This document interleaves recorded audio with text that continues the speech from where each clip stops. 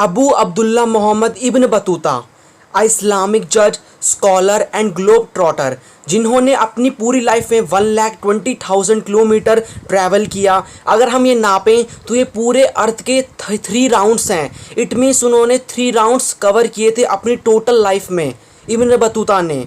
And he visited India also and gave much interesting and amazing information about Indian society. So let's comments.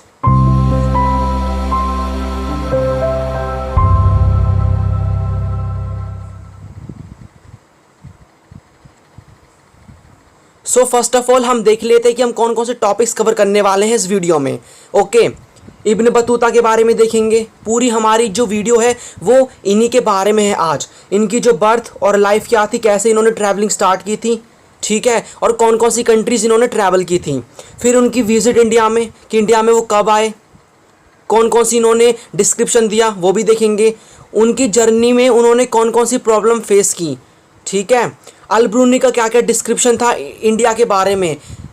उन्होंने Indian cities के बारे में अपने views दिए थे, ट्रीज़ के बारे में दिए थे। We will cover about coconut and paan. इनको देखकर तो वो अमेज हो गए थे, सब देखेंगे।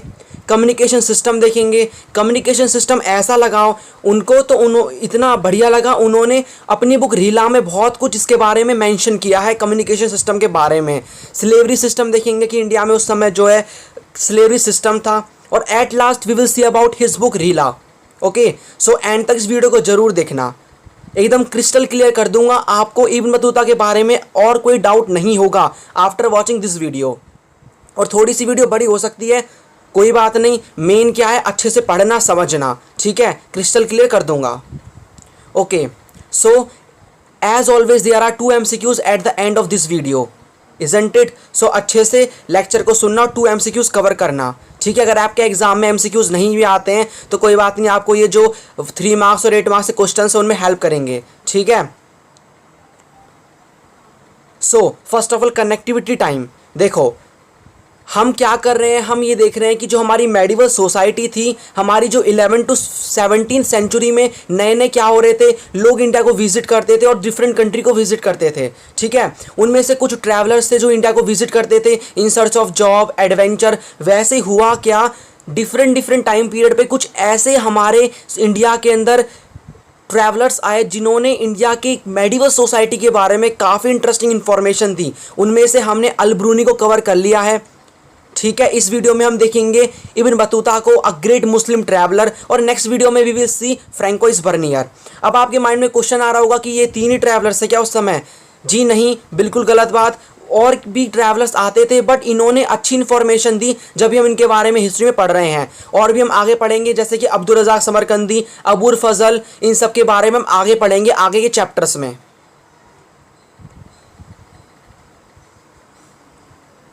सो Ibn Battuta, first of all उनकी बर्थ और लाइफ। तो उनका फुल नेम था Abu Abdullah Mohammed Ibn Battuta, ठीक है। कब बॉर्न हुआ था इनका? 24 फरवरी 1304, Tangier, Morocco. Yes, Morocco is a country in the African continent. Okay, वहाँ पर इनका जन्म हुआ था टैंजियर में। एंड वो जब उनकी एज 65 हो गई थी, इन 1369 वो डायड हो गए थे। Okay, he was a geographer, scholar, Islamic जज and a world greatest traveller. तो वो क्या थे? एक जोग्राफर भी थे, स्कॉलर भी थे, पोएट थे, ओके, और इस्लामिक जज भी थे। मतलब ये जो उनका जिस कंट्री में वो जन्म हुए थे, वो उस कंट्री में मुस्लिम रिलीजन बहुत पॉपुलर था, तो उसी के वो एक रिलीजियस जज थे, ठीक है, जो रिलीजन की चीज़ों को स्प्रेड करेगा, वैसा वाला जज नहीं, रिलीजियस जज। और एक वर्ल्ड ग्रेटेस्ट ट्रैवलर थे। और उन्होंने अपनी जो स्टडी थी उनको 21 ईयर्स में कंप्लीट किया था। फिर उसके बाद उन्होंने डिसाइड किया कि वो क्या करते हैं, हज की यात्रा पे निकलते हैं। आपने 11th क्लास की हिस्ट्री में पढ़ा होगा कि जो मुस्लिम है उनको अपनी एक बार लाइफ में जो है मक्का मदीना जाना पड़ता है, ठीक है। तो वो भी उनके पास इतनी मनी थी तो वो गए थे। जिनके पास मनी नहीं है ज़रूरी नहीं वो जाए, बट जिनके पास है तो वो जा सकते हैं। मक्का मदीना एक बहुत उनके एक होली प्लेस है मुस्लिम लोगों की। अगर आप मुस्लिम हो तो आपको पता होगा। तो जो मक्का मदीना है वो डिसाइड करते हैं कि वो हज यात्रा पे वहाँ पर जाएंगे।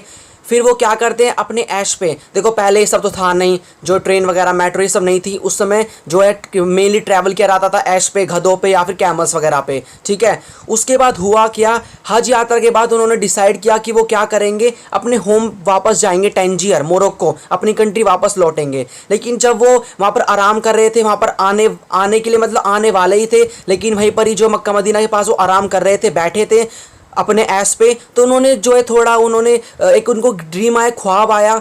ड्रीम में उनको ये आता है कि एक जो बर्ड है वो उड़कर आती है और वो क्या करती है, इब्न बतूता को अपने पंख पे बैठाकर, बहुत बड़ी बर्ड होती है और उसको क्या करती है, उनको वो उड़ाकर ले जाती है और बहुत सारी कंट्रीज क्रॉस करवाती है और उसके बाद थोड़ी देर बाद उनको जो है किसी कंट्री में उतार देती है। अब देखो उस समय होता यह था कि अगर कोई भी ड्रीम वगैरह आता था इन लोगों को तो वो मौलवी वगैरह से कंसल्ट करते थे, जैसे इंडिया में जो है प्रीस्ट होते हैं वैसे ही मौलवी वहाँ के, ठीक है। तो मौलवी से उन्होंने कंसल्ट किया तो मौलवी ने ये बोला कि you will travel a lot. इसका मतलब ये है कि इस ड्रीम का मतलब ये है कि आप अपनी लाइफ में बहुत ट्रैवल करने वाले हो। उसके बाद से ही जो है उन्हें इंटरेस्ट जागा, उससे पहले भी उन्हें इंटरेस्ट था ट्रैवलिंग का, नई नई चीज़ों को देखना, नए पीपल से मिलना, ठीक है। और उसके बाद उन्होंने सोचा कि मेरी लाइफ में यही है तो क्यों ना मैं ट्रैवलिंग स्टार्ट कर देता हूँ। इसके बाद वो वापस घर जाते ही नहीं है, ट्रैवलिंग ही करते हैं और काफ़ी कंट्रीज़ को 30 कंट्रीज़ को विजिट करते हैं, ठीक है। तो पहले उससे पहले उन्हें बहुत लव था कि वो ट्रैवलिंग करें, डिफरेंट पीपल को वो जो है देखें। और उनके अकॉर्डिंग ये भी था कि जो ट्रैवलिंग है ना वो एक गुड सोर्स है knowledge then books.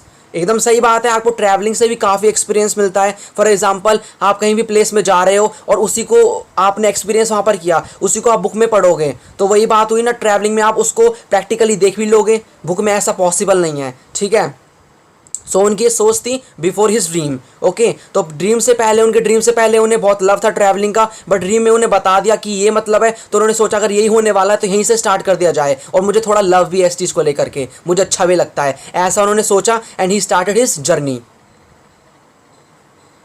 How he started travelling his life, देखो कैसे उन्होंने ट्रैवलिंग स्टार्ट की, मैंने आपको पूरा बता दिया, ठीक है, कि कैसे स्टार्ट की थी उन्होंने ड्रीम की वजह से, ओके। और उनको थोड़ा सा जो है अच्छा भी लगता था, उनकी हॉबी थी ये। उन्होंने अपनी लाइफ में टोटल 30 कंट्रीज़ को जो है विजिट किया और उन्होंने कितना डिस्टेंस कवर किया, 1,20,000 किलोमीटर्स। सोच सकते हो आप कितना ज़्यादा है ये, अगर पूरा हम रफली देखें अर्थ के 3 राउंड्स हैं ये। अब जो उन्होंने काफ़ी कंट्रीज़, मैंने बोला 30 कंट्रीज़ को विजिट किया था, तो उन 30 कंट्रीज़ में से कुछ कंट्रीज़ के नेम मैं आपको बता देता हूँ, ठीक है। फॉर एग्जांपल उन्होंने जो है कंट्रीज़ को कवर किया, जैसे कि सऊदी अरेबिया, वहीं पर तो मक्का मदीना है ना, Saudi Arabia, Yemen, Turkey, Iran, Iraq, India, China, Russia, तो ये सारी कंट्रीज़ थी जिनको उन्होंने विज़िट किया था, ठीक है। अब देखो, अब वो इंडिया कैसे आए, इंडिया वो ऐसे आते हैं कि जब वो इजिप्ट के अंदर होते हैं, इजिप्ट भी एक अफ्रीकन कंट्री है, वहाँ पर कुछ लोग उनको एडवाइस करते हैं कि क्या आप हिंद को गए। हिंद उस समय इंडिया का नाम था और उस समय आपको पता ही है 1400-1500 तक हमारी जो कंट्री थी इंडिया, वो वर्ल्ड में सबसे रिचेस्ट और ब्यूटीफुल कंट्री थी। तो लोगों को उसके बारे में, इंडिया के बारे में काफ़ी नॉलेज थी, बतूता को नहीं होगी, तो उन्होंने उसको एडवाइस किया कि आप जाइए इंडिया में, अगर आपने इतनी कंट्रीज विजिट की हैं तो इंडिया में भी जाइए और देखिए कितनी बढ़िया वो कंट्री है, ओके। उसके बाद उन्होंने सोचा ठीक है इंडिया को चलते हैं, तो वो डायरेक्ट इंडिया नहीं गए, वो फ्रॉम सीरिया, ठीक है, वो क्या करते हैं, जहाँ भी वो इजिप्ट थे उसके बाद वो सीरिया जाते हैं, फिर टर्की, फिर अफगानिस्तान होते होते वो इंडिया आते हैं। उस समय पाकिस्तान नहीं था, पूरा इंडिया था, ठीक है। अफगानिस्तान से सीधा इंडिया में एंटर करते हैं। अब इंडिया में वो आ चुके हैं, देखो हम और भी कंट्रीज़ को उन्होंने विजिट की थी, उनका हम नहीं पढ़ेंगे, वो डिफरेंट कंट्रीज़ हमारे लिए फॉरेनर्स हैं, हम इंडियन हैं, इंडिया के बारे में हम यहाँ पर देख रहे हैं, we are studying Indian history, ठीक है। तो इंडिया में वो कैसे आए, उन्होंने कौन कौन सी इंडिया के बारे में चीज़ें उनको अच्छी लगी जिनको उन्होंने लिखा। तो इंडिया में वो आते 14th सेंचुरी में, नियरली ये डेट होती है, कन्फर्म पूरा नहीं है, ठीक है। अब वो जब आते हैं तो वो सिंध पे लैंड करते हैं, मतलब सिंध पे पहले वो के रास्ते वो आते हैं, ठीक है, सिंध। अब जब वो 1333 में सिंध में आते हैं तो उन्होंने बहुत सुना था मोहम्मद बिन तुगलक के बारे में। देखो मोहम्मद बिन तुगलक कौन है, मोहम्मद बिन तुगलक उस समय के दिल्ली के सुल्तान थे, ठीक है। उस समय तुगलक डायनेस्टी हमारी दिल्ली के और नॉर्थ इंडिया पे रूल कर रही थी, तो उनके वो किंग थे उस समय। तो वो सोचते हैं कि वो सिंध से दिल्ली जाते हैं और उनसे मिलते हैं, ठीक है। अब उसके बाद होता है जब वो उनसे मिलते हैं तो तुगलक को ये पता होता है कि वो काफ़ी कंट्रीज़ को विजिट करके आए हैं, तो वो उसको क्या करते हैं, जज बना देते हैं दिल्ली का। ठीक है, सुप्रीम कोर्ट वैसा वाला जज नहीं, रिलीजियस जज, जो रिलीजन से रिलेटेड चीज़ों को स्प्रेड करेंगे। ठीक है, धार्मिक वाले। But one time due to misunderstanding Battuta sent to prison but he released when misunderstanding between Tughlaq and Battuta cleared. एक मिसअंडरस्टैंडिंग हो जाती है, बताऊंगा तो थोड़ा बड़ा हो जाएगा, आपकी बुक में भी नहीं है, बट आप बस ये समझ लो कि एक मिसअंडरस्टैंडिंग हो जाती है उनके बीच में, बतूता और तुगलक के बीच में। तो वो क्या करते हैं, उनको प्रिजन में सेंड कर देते हैं। ठीक है, प्रिजन को, उनको जेल में डाल देते हैं। उसके बाद वो क्या करते हैं, जब मिसअंडरस्टैंडिंग क्लियर हो जाती है कि जो भी मतलब मिसअंडरस्टैंडिंग हुई होगी वो क्लियर हो गई होगी, तो उसके बाद वो क्या करते हैं, उसको रिलीज़ कर देते हैं वहाँ से। ठीक है, निकाल देते हैं जेल में से। अब होता क्या है कि जो तुगलक है शुरू से इनके जो नॉलेज है, स्किल है, उससे बहुत एक अमेज थे। ठीक है, इन्फ्लुएंस थे। तो उन्होंने क्या किया, उस समय हमारा और चाइना का ट्रेड बहुत ही बढ़िया चल रहा था। तो उन्होंने क्या किया, तुगलक ने क्या किया, इब्न बतूता को एज एन एम्बेसडर, राजदूत बनाकर चाइना भेज दिया। देखो होता ही है कि हमारी कंट्री के मतलब हमारी कंट्री में क्या होता है, डिफरेंट कंट्री के जो है फॉरेन वो होते हैं एम्बेसडर होते हैं। ठीक है, वैसे ही हमारे जो एम्बेसडर वो डिफरेंट कंट्री में होंगे, हमारा चाइना में, पाकिस्तान में, इन सब में है। ये करते क्या है, ये रिलेशन मेंटेन करने में हेल्प करते हैं। ठीक है, फॉरेन जो ऑफिसर्स होते हैं ना, फॉरेन ऑफिसर्स भी इनको बोलते हैं। आईएफएस आपने सर्विस सुनी होगी, सिविल सर्विसेज में, इंडियन फॉरेन सर्विस। तो वो इंडिया के डिफरेंट कंट्री में होंगे, डिफरेंट कंट्री के इंडिया में होंगे। ऐसे ही उन्होंने जो है इब्न बतूता को सोचा कि वो चाइना में जाएं as an Indian ambassador. Okay, but he was badly. अब देखो वहाँ पर क्या था कि उसके बाद जब वो चाइना की तरफ जाते हैं तो वहाँ पर क्या होता है कि वो चाइना पहुँच ही नहीं पाते। जब वो चाइना के रास्ते जा रहे होते हैं अपने जो है कैमल पे, बाद में वो कैमल चेंज कर लेते हैं। कैमल पहले शुरू में उन्होंने गधे पे ट्रैवल किया था, फिर बाद में कैमल उन्होंने चूज़ कर लिया था। तो जब वो जाते हैं तो वहाँ पर क्या होते हैं, बहुत सारे लुटेरे होते हैं। हम देखेंगे कि कौन कौन सी प्रॉब्लम्स उन्होंने फेस की थी। ठीक है, तो वहाँ पर बहुत सारे लोगों ने उनको लूटा। ठीक है, और इतना सारा जितना भी सामान उनके पास था सब कुछ उनसे जो है लूट लिया। फिर उन्होंने सोचा कि चाइना हम जाएंगे नहीं, वापस से कुछ ऐसी मनी वगैरह कुछ है नहीं, लूट गए। तो वापस से वो इंडिया आ जाते हैं, चाइना जाते नहीं हैं। ठीक है, रिमेंबर दिस पॉइंट। और फिर इंडिया आते हैं वो, और उसके बाद सोचते हैं कि इंडिया तो मेरे लिए अनलक्की है, क्योंकि इंडिया के जो राजा उन्होंने मुझे वहाँ जाने के लिए बोला और वहाँ मैं लुट गया। ठीक है, तो उसके बाद वो क्या करते हैं, उसके बाद वो सीधा इंडिया से मालदीव्स और श्रीलंका जाते हैं। ये भी एशियन कंट्रीज़ हैं। ठीक है, साउथ एशियन कंट्रीज़ हैं। मालदीव्स और श्रीलंका जाते हैं, पहले मालदीव्स फिर श्रीलंका। अब देखो यहाँ पर कौन कौन सी प्रॉब्लम्स फेस की इब्न बतूता ने। ओके, देखो आप सोच रहे होगे कि मैंने आपको अब ये नहीं बताया कि डिस्क्रिप्शन, मतलब जो इंडिया में वो कुछ समय के लिए रहे थे तो उन्होंने कौन कौन सी चीज़ें जो है इंडिया के अंदर देखी और उनको लिखा उन्होंने, वो हम आगे देखेंगे। ठीक है, एकदम हम सीरियल वाइज चल रहे हैं और कनेक्टिविटी के साथ हम काम कर रहे हैं। ओके, सो कौन कौन सी प्रॉब्लम्स उन्होंने फेस की अपनी जर्नी में। देखो पहली प्रॉब्लम तो रॉबरी है। रॉबरी मतलब लुटेरे, लूट लिया था उनको। ठीक है, robbery is the first problem. अब देखो कोई भी हम ट्रैवल वहाँ पर करते थे, इस समय अब तो बहुत कम होती है रॉबरी, लेकिन उस समय क्या थी, पहले कैमल वगैरह पे जाते थे, अकेले जाते थे मेनली। ठीक है, तो वहाँ पर क्या था कि जो भी रॉबर्स वगैरह होते थे उनको लूट लिया करते थे। तो पहली प्रॉब्लम उन्होंने यही फेस की थी, और मैंने आपको एग्जांपल ही बता दिया है कि जब एम्बेसडर के तौर पे बतूता को भेजा गया चाइना, तो वहाँ पर क्या है, जो उनको लुटेरियनों ने बहुत काफ़ी तरीके से लूटा। ठीक है, पूरा उनको लूट लिया। दूसरी प्रॉब्लम थी टायर्डनेस। देखो अगर आप कैमल के थ्रू काफ़ी कंट्रीज़ को विजिट कर रहे हो, जाते जा रहे हो, ठीक है, तो उससे टायर्डनेस नहीं होगी। अब तो क्या है, आप तो ट्रेन मेट्रो में आराम से जाते हैं, जल्दी पहुंच जाते हैं। उसमें काफ़ी टाइम लगता था, तो बहुत टायर्ड वो हो जाते थे। और उन्होंने रीला में भी ये लिख रखा है कि जब वो ट्रैवल कर रहे थे, एक समय की बात है, जब वो ट्रैवल कर रहे थे किसी कंट्री को, तो वहाँ पर इतने थक गए थे, उन्होंने जो कैमल का सैडल नहीं होता, आपने देखा होगा कि जो कैमल होते हैं उस पर वो कुछ गद्दी टाइप का बना देते हैं ताकि आराम से बैठ सकें। तो उसका जो सैडल होता है उस पर उन्होंने अपने आप को बांध लिया था ताकि वो गिर ना जाए, इतना वो बीमार हो गए थे। ठीक है, तो ये सारी दो प्रॉब्लम्स थी। अगर प्रॉब्लम्स के ऊपर क्वेश्चन आता है तो पहली प्रॉब्लम थी रॉबरी मतलब कि लोग लूट लिया करते थे रास्ते में। ठीक है, लेकिन इब्न बतूता हमेशा बचते रहे क्योंकि रॉबर्स कभी कभार किल भी कर देते हैं, और इन रॉबर्स को हाईवे रॉबर्स कहा जाता है। Remember this point. ओके, और दूसरा यहाँ पर प्रॉब्लम थी टायर्डनेस की, फीवर वगैरह की, वो थक जाया करते थे। ठीक है, और रीला के अंदर जो एग्जांपल है वो भी मैंने आपको बता दिया। आपकी बुक में जो भी बॉक्स वगैरह है वो सब इसमें कवर होंगे, दैट्स वाई थोड़ी लेंथी हो जाएगी वीडियो। अब बतूता का क्या डिस्क्रिप्शन था अबाउट इंडियन सोसाइटी। अब देखो बहुत सारी कंट्रीज 30 कंट्रीज़ को विजिट किया, एक समय पे इंडिया में भी आते हैं, ठीक है। उसके बाद वहाँ पर वो दिल्ली में रहते हैं एज अ काजी, काफ़ी साल वो एज अ काजी या फिर जज वो रहते हैं। तो उस समय इंडिया में उन्होंने कौन कौन सी ऐसी चीज़ें उन्होंने देखी जो उनको अमेज कर गई, जो उन्हें अलग लगी और जिनके बारे में उन्होंने अपनी बुक ढीला में मेंशन किया है, वो हम इंपॉर्टेंट चीज़ देखेंगे, ठीक है।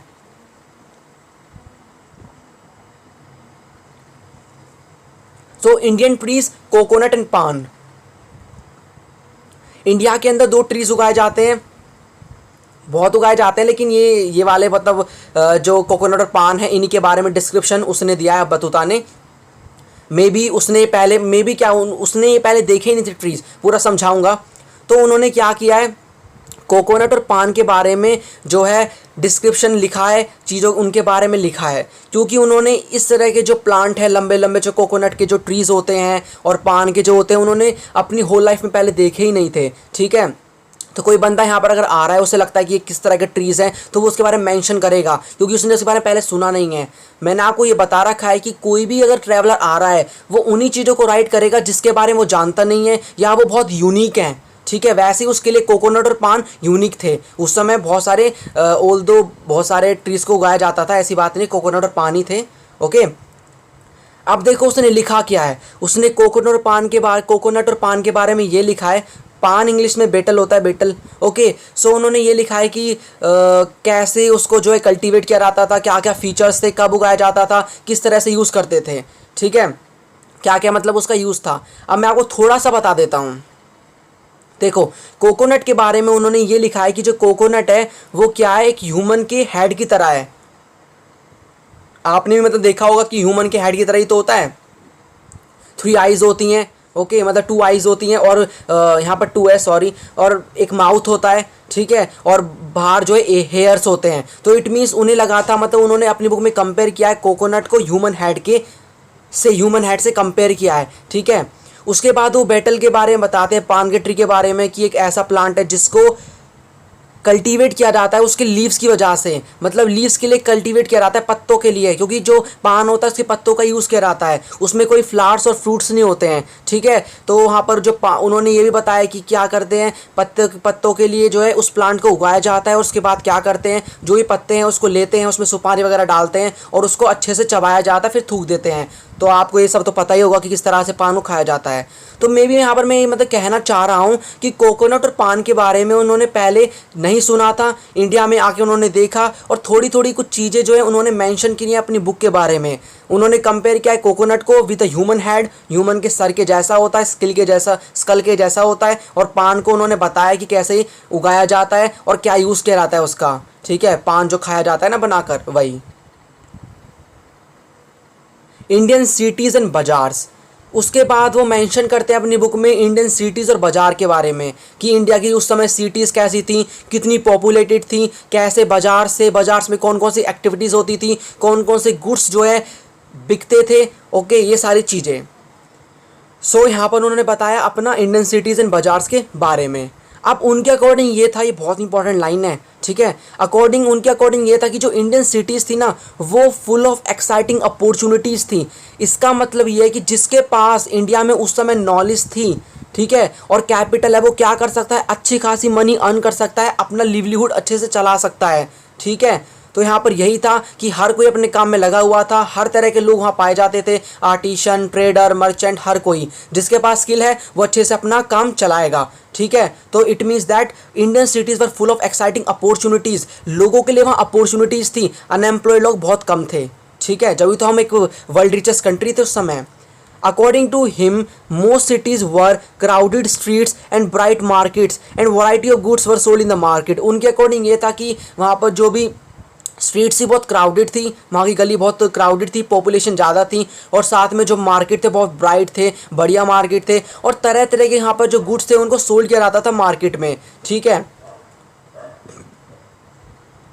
Ibn Battuta describe Delhi as a vast city with the greatest population at the time. अब उन्होंने बताया कि जो दिल्ली के बारे में उन्होंने वैसे बहुत इन्फॉर्मेशन दी है, कितने गेट्स थे उसमें, ठीक है, बुलंद दरवाजे, ये सब उन्होंने बताया है, ठीक है। और वहाँ पर वो इंपॉर्टेंट फोर्ट्स के बारे में बताते हैं, किले के बारे में भी। लेकिन मैं आपको थोड़ा सा यहाँ पर बताता हूँ कि उन्होंने ये बताया कि दिल्ली उस समय की वास्ट सिटी थी, एरिया वाइज भी और पॉपुलेशन वाइज भी, ठीक है। और दूसरी उस समय थी दौलताबाद। दौलताबाद एक सिटी है जो कि आज के प्रेजेंट डे महाराष्ट्र में लोकेटेड है, ठीक है। और वो दिल्ली से ही सिमिलर थी in terms of size and population, लेकिन उसको सेकंड प्लेस पे रखा गया है, ठीक है। तो क्या थी, दिल्ली वास्ट सिटी थी, ज़्यादा लोग रहते थे, एरिया वाइज भी ज़्यादा थी। और दूसरे पे Daulatabad which is a city in Maharashtra south, okay.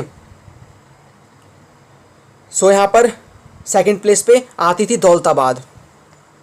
अब वहाँ पर उन्होंने ये बताया है कि जो बाजार्स वगैरह थे वो खाली इकोनॉमिक एक्टिविटीज़ के लिए फेमस नहीं थे, बल्कि वहाँ पर डिफरेंट जो कल्चरल और सोशल एक्टिविटीज़ ही वहाँ पर की जाती थी, ठीक है। मैं आपको बताता हूँ कैसे। देखो, बहुत सारे जो बाजार्स थे उनके अंदर क्या थे, मस्जिद थे, मॉस्क थे और साथ में टेम्पल्स थे। और वहाँ पर लोग आते थे प्रेयर करने के लिए। इट मीन्स दैट बाज़ार में ये नहीं कि दुकान हैं, मतलब शॉप्स हैं और वहाँ पर जो लोग आएंगे सामान लेकर चले जाएंगे, नहीं। उसके साथ साथ वहाँ पर इंडिया के अंदर जो बाजार से, मार्केट्स से, वहाँ पर कल्चर और सोशल एक्टिविटीज़ भी होती थी, रिलीजियस एक्टिविटीज़ भी। वहाँ पर बहुत सारे मॉस्क और बाज़ार वगैरह के अंदर जो है टेम्पल्स और मॉस्क थे, मस्जिद वगैरह, वहाँ पर लोग आते थे प्रेयर करने के लिए, ठीक है। तो वहाँ पर ये रिलीजियस चीज़ होगी ना वहाँ पर। और वहाँ पर उसके साथ साथ कुछ कल्चरल चीज़ें भी होती थी। फॉर एग्ज़ाम्पल डिफरेंट तरह की जो है डांस और परफॉर्मेंस होती थी, म्यूज़िकल परफॉर्मेंस होती थी, लोग वहाँ डांस करते थे, ठीक है, ग्रुप बनाकर। ऐसा वहाँ पर मतलब होता था, ठीक है। अब तो यहाँ देखने को नहीं मिलता, लेकिन अब भी मार्केट के अंदर हमें कोई भी मॉक्स और टेम्पल्स वगैरह देखने को मिल जाते हैं। बट पहले यहाँ पर ये सब चीज़ें थी कि वहाँ पर जो है डांसिंग, म्यूजिशियन, ये सारे लोग भी रहते थे और लोगों का एंटरटेनमेंट करते थे लोगों को, ठीक है। अब उसके अकॉर्डिंग ये था कि वहाँ के जो टाउन्स थे बहुत प्रॉस्परस थे, ठीक है। तो वहाँ के जो टाउन्स थे बहुत प्रॉस्परस थे, हर कोई अपनी एक्टिविटी में एंगेज था, हर कोई बिजी था उस समय, ठीक है। अब बतूता के अकॉर्डिंग ये कि उस समय इंडिया के अंदर बहुत सारे लोग एग्रीकल्चर में डिपेंडेंट थे, अभी भी हैं। और एग्रीकल्चर बहुत प्रोडक्टिव था because of the fertility of the soil. Our soil is very fertile, okay. तो फर्टिलिटी की वजह से हमारा जो एग्रीकल्चर बहुत प्रॉस्परस था, टाउन्स ही बहुत प्रॉस्परस थे, ठीक है। हमारे गुड रिलेशन भी थे डिफरेंट कंट्रीज़ के साथ में। और हमारे कुछ ऐसी चीज़ें थी जिसको हम अपने कंजम्पशन के साथ साथ बाहर भी बेचा करते थे। बहुत ग्रेट डिमांड थी बाहर की कंट्रीज़ में, जैसे कि कॉटन क्लोथ हो गया, फाइन मुस्लिन हो गया, सिल्स हो गए, सैटिन हो गए, सारे क्लोथ्स के नाम हैं जो कि उस समय बहुत ग्रेट डिमांड में थे। ब्रिटिशर्स के आने से भी पहले, ईस्ट इंडिया कंपनी के आने से पहले भी ये बहुत ग्रेट डिमांड में थे। वो तो उन्होंने बस हमारी जो हैंडीक्राफ्ट इंडस्ट्रीज़ को डिक्लाइन करके अपना करवाया था, उसकी वजह से ये होता है कि हमारे बाद में डिक्लाइन हो जाते हैं ये सारे ट्रेड, ठीक है। लेकिन उस समय बहुत प्रॉस्परस थे, ठीक है। मुस्लिन जो है एक काइंड ऑफ क्लोथ होता है, आपने मलमल सुना होगा, वही होता है, एक सॉफ्ट सा फाइन क्लोथ होता है, ठीक है। ये बहुत एक्सपेंसिव था उस समय और वही लोग जो अफोर्ड कर सकते हैं, वही नोबल्स क्लास और जो रिच पीपल थे वही इसको अफोर्ड करते थे, ठीक है, इस मुस्लिन को। तो यहाँ पर हमने ये देख रहे हैं कि किस तरह से वहाँ की सिटीज़ थी, कौन सी वहाँ पर सिटी पॉपुलेटेड थी, दूसरा किस तरह के बाजार से कौन कौन सी एक्टिविटीज़ होती थी। वहाँ पर इकोनॉमिक एक्टिविटी के साथ साथ और भी एक्टिविटी होती थी, जैसे कि डांस होता था, लोग जो है एंटरटेनमेंट करने के लिए म्यूज़िक बजाया करते थे। साथ में वहाँ पर हमें टेम्पल्स देखने को मिलते हैं, ठीक है, लोग वहाँ पर पूजा करने जाते थे, आवाज़ें आती थी अरजान वगैरह की और भजन वगैरह की, सब की आवाज़ आती थी, ठीक है। हमारा एग्रीकल्चर बहुत बढ़िया था, ट्रेड रिलेशन अच्छे थे, चीज़ों को बहुत बेचते थे, ट्रेड बहुत बढ़िया था हमारा। ये सब चीज़ें उन्होंने मेंशन की हैं। एक और चीज़ जिसको देखकर इब्न बतूता अमेज हो गए वो था हमारा कम्युनिकेशन सिस्टम। हमारा कम्युनिकेशन सिस्टम इंडिया का उस समय और भी कंट्रीज से बहुत बेटर था, ठीक है। तो उसके बारे में इन्होंने बहुत सारी इन्फॉर्मेशन अपने बुक में रीला में लिखी है। तो वहाँ पर क्या था, दो तरह के वहाँ पर हमारे पोस्ट सिस्टम, जो डाकिया सिस्टम था हमारा, वो 2 पार्ट्स में डिवाइडेड था उस समय। पहला था हॉर्स पोस्ट जिसको उल्लूक कहते हैं, ठीक है, दूसरा नाम उल्लूक है। और जो फुट पोस्ट है उसको दावा कहते हैं, ठीक है, जिसका दूसरा नाम दावा है। अब यहाँ पर क्या था, हॉर्स पोस्ट जो उल्लूक है उसको रॉयल फैमिली यूज़ करती थी। वहाँ पर क्या था, जो भी इंफॉर्मेशन है वो हॉर्स के थ्रू पहुँचाई जाएगी। हॉर्स पे कोई भी जो है इंसान बैठेगा और वो क्या करेगा, हॉर्स को चलाएगा, वहाँ पर दौड़ाएगा, उसके बाद वो इन्फॉर्मेशन पहुँचाएगा, ठीक है। जहाँ भी इंफॉर्मेशन डेस्टिनेशन जो भी वहाँ तक। दूसरा फुट पोस्ट थी, वहाँ पर जो है दावा जिसको कहते हैं, वहाँ पर क्या था कि कोई भी नॉर्मल जो पीपल है वो क्या करेगा, कुछ डिस्टेंस रन करेगा, ठीक है, हाथ में घंटी वो बजाते जाते हैं ताकि जो लोग हैं वो साइड हट जाएं और रन करते हैं। उसके बाद थोड़ा डिस्टेंस वो जाएंगे, फिर दूसरा इंसान खड़ा रहेगा एक स्टेशन पे, ठीक है, जिसको दावा बोलते हैं, इसलिए दावा नाम है इसका। वहाँ पर वो इसको जो है अपनी इन्फॉर्मेशन देगा। ऐसे करते करते वो अपने डेस्टिनेशन में पहुँच जाती है। एक ही इंसान नहीं जाता, वो रन करते जाते हैं और हाथ में घंटी बजाते जाते हैं, ठीक है, इसको दावा बोलते हैं। दावा सिस्टम था। तो उस समय ये दोनों सिस्टम बहुत अमेजिंग थे और इनके थ्रू जो हमारी इन्फॉर्मेशन है वो बहुत जल्दी पहुँचाई जाती थी, ठीक है, बहुत जल्दी पहुँच जाती थी। अगर हम दूसरी कंट्री से कंपेयर करें तो उसमें टाइम लगता था, बट हमारे इंडिया के कम्युनिकेशन सिस्टम में इतना बढ़िया था, इतनी स्पीड अप था कि कोई भी इंफॉर्मेशन बहुत ही जल्दी जो है फास्ट तरीके से पहुंच जाया करती थी, ठीक है। और इस पोस्टल सिस्टम को ट्रेड के लिए भी यूज़ किया जाता था, ट्रेड इंफॉर्मेशन को जो एक्सचेंज करने के लिए, ठीक है। तो इनके अकॉर्डिंग ये था कि हमारा जो पोस्टल सिस्टम था बहुत एफिशिएंट था। एक और जिसके बारे में उन्होंने लिखा है वो है स्लेवरी सिस्टम ऑफ इंडिया।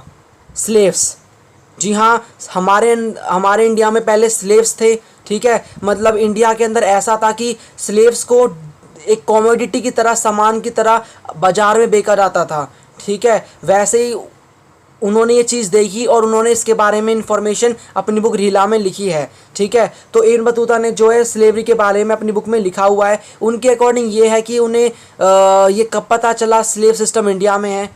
इनको जब पता चलता है जब ये मार्केट में जाते हैं और मोहम्मद बिन तुगलक के लिए कुछ गिफ्ट खरीदने के लिए जाते हैं मार्केट में, क्योंकि वो उन्हें उनसे मिलना होता है, तो खाली हाथ नहीं जाते, वो कुछ गिफ्ट लेके जाते हैं। तो वो जब देखते हैं कि यहाँ पर जो है मार्केट्स में आम सामान की तरह स्लेव्स को बेचा जा रहा है, औरतों और मैन दोनों तरह के स्लेव्स थे उस समय, उनको बेचा जा रहा है, तो बहुत अमेज हो गए वो, ठीक है। बहुत ज़्यादा अमेज हो जाते हैं। वो सोचते हैं कि कैसा मतलब यहाँ का सिस्टम है कि यहाँ पर जो भी लोग हैं उनको सामान की तरह बेचा जा रहा है ओपनली इन द मार्केट, और कोई भी रोक नहीं थी गवर्नमेंट के द्वारा इस चीज़ पे, ठीक है। अभी जो स्लेव्स हैं, आपके माइंड में क्वेश्चन आ रहा होगा कि वैसे आपको पता ही होगा कि स्लेव्स को मेनली किस चीज़ के लिए यूज़ करते हैं।